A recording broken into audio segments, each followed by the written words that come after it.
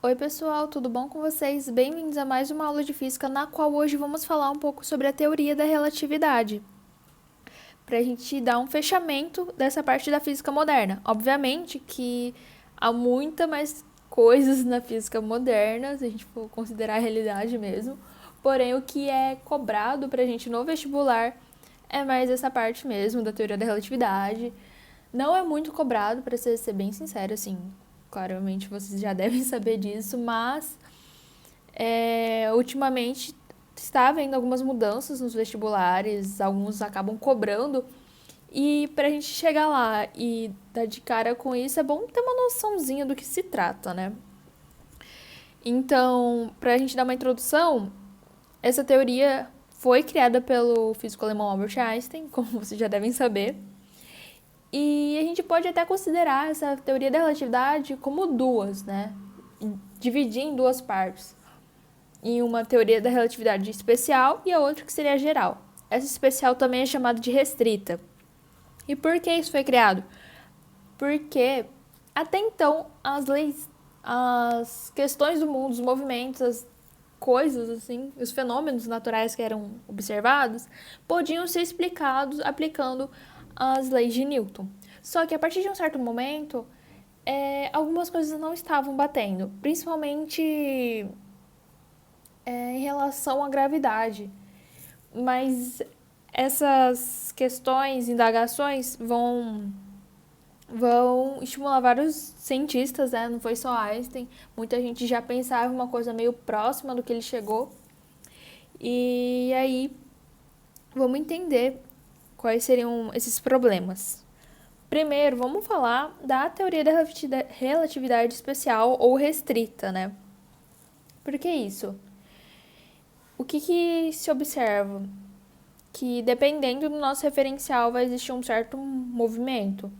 E lembrando que todo movimento depende de aceleração, ou seja, das forças que estão atuando sobre esse corpo.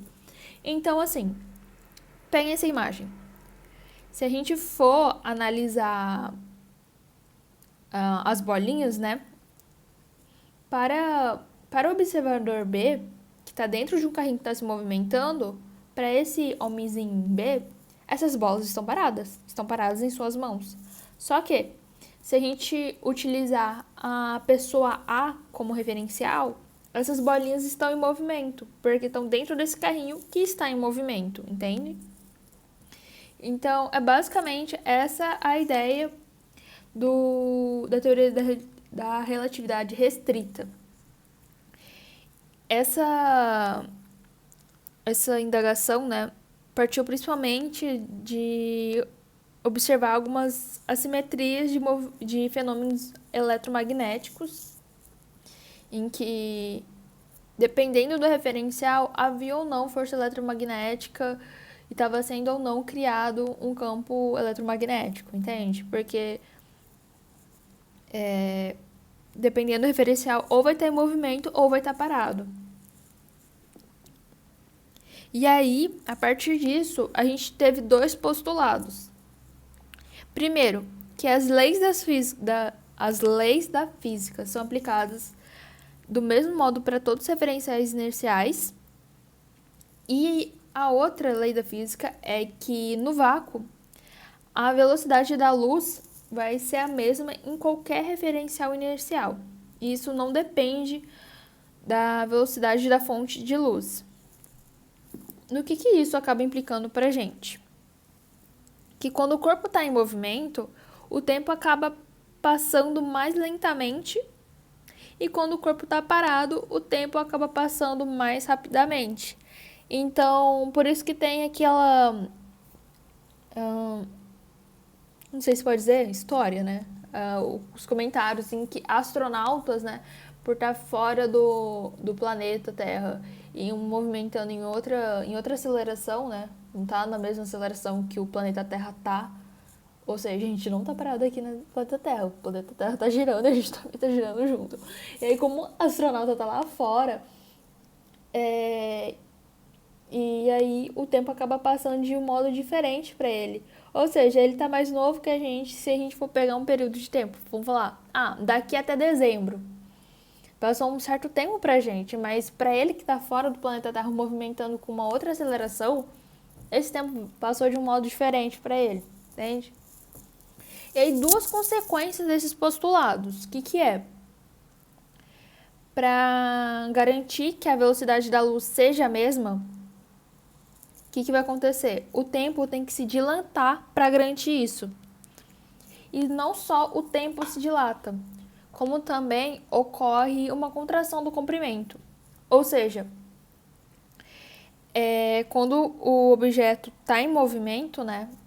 Ou seja, além do tempo passar mais lentamente para ele, o que acontece é que o comprimento desse objeto começa a ser encurtado. Parece ser bizarro, né? E a gente pensa, pô, mas quando eu tô de carro, não sinto isso, não sinto o meu comprimento sendo diminuído. Não fico maior ou mais curta, mais enxuta, né? Mas assim, pensa que é uma questão de corpos extremamente grandes e massivos, entende? Então, pra gente, que é uma coisa assim, pequenininha, insignificante no universo, na galáxia, quem é você na fila do pão? Pra gente, a gente não sente isso, então parece ser muita coisa muito bizarra e distante. Mas se a gente for analisar um corpo extremamente grande fora não, né? Mas em dimensões muito, muito, muito maiores, vai ficar muito mais perceptível essas duas contestações, não sei. Contestações não, essas duas consequências desses postulados de Einstein. Desculpa, gente. E é a partir daí que saiu aquela famosíssima fórmula E é igual a m vezes o quadrado de c. Sendo que esse c, né, é a velocidade da luz, E é a energia e m é a massa. Ou seja, nenhum objeto com massa pode atingir a velocidade da luz. E à medida com que o objeto começa a se movimentar com mais energia, aumenta-se a sua massa. Então, se eu quero aumentar o E, eu estou aumentando a minha massa. Não tem como eu mudar a velocidade da luz, né? Porque sempre vai ser o C. E uma implicação disso, assim, só por curiosidade mesmo, é que pra gente viajar no tempo, a gente teria que conseguir passar a velocidade da luz, entende? Só que, como nenhum corpo que tem massa consegue passar a velocidade da luz, seria impossível a gente viajar no tempo. Até então, né? Porque a ciência é uma coisa muito profunda e tem várias incógnitas, o buraco é muito mais embaixo. Então, talvez no futuro a gente consiga, sim, enfrentar essa barreira e viajar no tempo. Mas vamos voltar com os pezinhos aqui no chão para nossa realidadezinha, né? E essa foi então a teoria da relatividade restrita. Agora vamos falar da teoria da relatividade geral, né? Essa que os princípios de física do Newton, né, não estavam muito batendo, não. Eu não sei se vocês já entraram na parte de gravitação, que a gente começa... Tem aquela fórmula zona da força-gravidade, que é aquela constante G vezes a massa dos dois corpos, né, dividido pelo quadrado da distância. Para o Newton, o que acontece? A gravidade, na verdade, é uma força pro Newton, tá?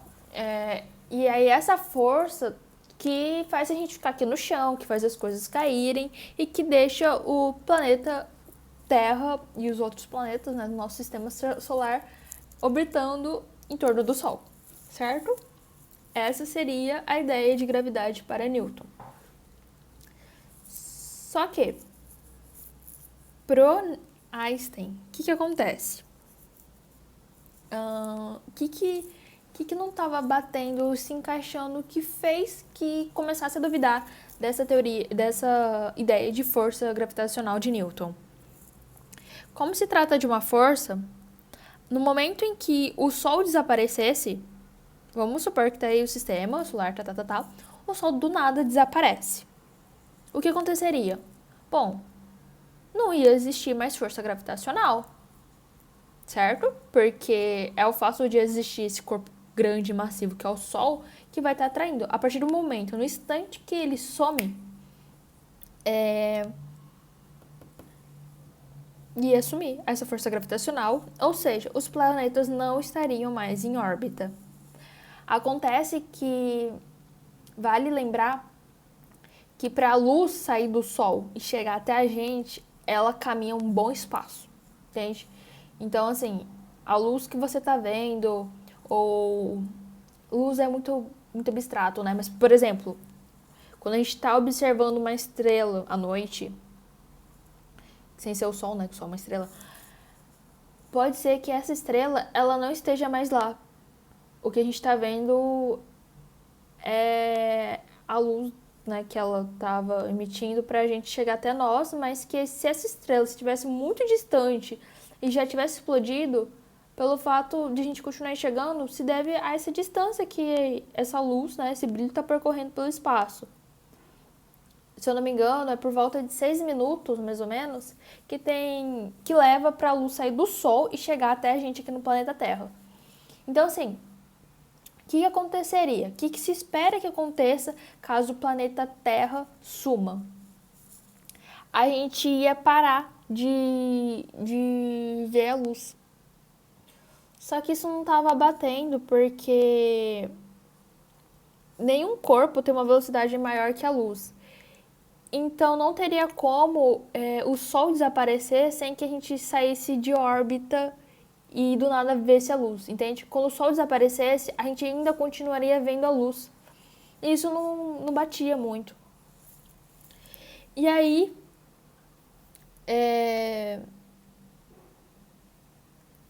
eu acho que foi uma grande brisa, mas onde a gente quer chegar? O que o Einstein falou para tentar explicar esse problema da força gravitacional? Ele chegou e falou, bom, força gravitacional não está batendo. O que ele compreendeu? Ele juntou as 3 dimensões que a gente conhece, né? Como assim 3 dimensões? Pensa assim, o objeto tem comprimento, largura, a gente consegue pegar ele, é tridimensional, entende? Tridimensional. E ele juntou essas 3 dimensões do espaço com a outra dimensão, com a 4ª dimensão, que é o tempo. Por isso que chama espaço-tempo. Ou seja, nós estamos nessa junção de 4 dimensões que se chama espaço-tempo. E esse espaço-tempo funciona como se fosse um grande tecido. E aí o que acontece? O Sol está nesse tecido, e pensando que esse tecido é como uma cama elástica, ele deformou o espaço-tempo, e aí os planetas estão em órbita porque eles estão ali nessa deformação. Ou seja, a gravidade é uma consequência dessa deformação que é criada. E aí, o que acontece? Uma consequência seria que a luz começa a sofrer atração pelos corpos, e isso se deve pela essa deformação que é criada nesse espaço-tempo, né? Ou seja, como assim a luz sofre uma atração, não uma deformação, né? Uma leve mudança de sentido, porque o espaço-tempo não é mais lisinho, né? Um tecido reto. Começa a ser deformada, uma bola pesada, uma bola de boliche numa cama elástica. E aí ela começa a se desviar. Isso foi comprovado, né, no Ceará, em Sobral, através de um eclipse lunar que aconteceu em 1919. Então, nossa contribuição aí para ciência. E essa é a ideia da teoria da relatividade geral, então deixa eu recapitular. A força gravitacional de Newton não estava batendo. Chegou Einstein e propôs que existe um espaço-tempo, que é a junção das 4 dimensões, e funcionaria como um tecido. O que acontece? O Sol e todos os outros astros estão aqui e acaba criando uma deformação. Essa deformação faz com que os outros planetas, no caso o planeta Terra, girem em torno do Sol. E aí, essa ideia de gravidade, na verdade, é uma consequência dessa deformação e não uma causa, entende? A gente gira em torno do Sol não porque a gravidade, né, existe uma força ou uma força gravitacional, ou seja, uma gravidade, mas é uma consequência. A gravidade é uma consequência de ter esse grande corpo massivo que é o Sol deformando o espaço-tempo. E aí, vamos para os exercícios. Então, em relação às teorias da relatividade restrita e geral, marque o que estiver correto. A teoria da relatividade restrita estuda fenômenos em relação a referenciais não inerciais? Não. É sobre referenciais inerciais, né? Que fala... dependendo do referencial, a gente vai ter todas as leis da física sendo aplicadas, em um dos postulados, né? Falou. B. A teoria da relatividade geral é uma segunda teoria feita por Einstein. Na qual erros em relação à teoria da relatividade restrita foram corrigidos? Não. Se tratam de coisas diferentes, entende? Um estava lá pensando numa coisa mais inercial, ou no referencial inercial, uma coisa mais pequena, e o outro já estava tentando explicar ali, né? Coisas um pouco maiores, se assim posso dizer. C. A teoria da relatividade geral aborda fenômenos do ponto de vista não inercial. Sim, é o não inercial. A gente está pensando no planeta Terra, os astros movimentos em torno dele. Então a alternativa correta é a C. D. Ambas as teorias foram desenvolvidas na segunda metade do século XIX? Não, foi no início do século XX. Sobre os postulados da relatividade, marque o que for falso. As leis da física são as mesmas em todos os referenciais que mantêm velocidade constante ou que estão parados? Certo, tá certo. Essa é a teoria da relatividade restrita. B. A velocidade da luz no vácuo tem o mesmo valor para qualquer referencial inercial? Sim, era o segundo postulado. E vale 3 vezes 10 oitava metros por segundo? Sim. Eu acabei não falando o valor de C, porque acaba às vezes... Ah, não, é na óptica que vocês vão ver isso. Que, aliás, sou eu que vou dar na próxima aula. Que a velocidade da luz é 3 vezes 10 a oitava metros por segundo. Ou então a gente pode falar 3 vezes 10 a quinta quilômetros por segundo. C. A velocidade da luz tem seu valor máximo no vácuo. E tem o mesmo valor para qualquer referencial inicial, que é 3, 1, 2, 3, 4, 5. Seria 3 vezes 10 a quinta metros por segundo. Não, tá errado esse valor de velocidade da luz. Na verdade, é esse daqui. Se tivesse 1 km por segundo, estaria certo, mas está errado. Então, a alternativa falsa é a C. E D. Os postulados da teoria da relatividade fundamentam a teoria da relatividade de Einstein. Ficou zoado, né? Mas o que essa questão quis dizer é que os postulados da teoria da relatividade restrita fundamentam a teoria da relatividade geral de Einstein. Não, né? A gente viu que são coisas um pouco diferentes, por isso que a gente já consegue até dividir essa teoria da relatividade. Então, a alternativa que a gente fica é a alternativa C. E por hoje era isso, pessoal. Muito obrigada pela atenção de vocês. Eu sei que essa matéria é bem abstrata, mas o que vocês conseguirem capturar disso vai ser muito bom, sabe? Às vezes, assim, só pelo conhecimento de mundo mesmo já vale a pena. E provavelmente não vai cair, assim, no vestibular de vocês. A gente espera que não. Mas se cair também, a gente vai estar sabendo e vai conseguir realizar as questões. Então, muito obrigada, pessoal, e até a próxima.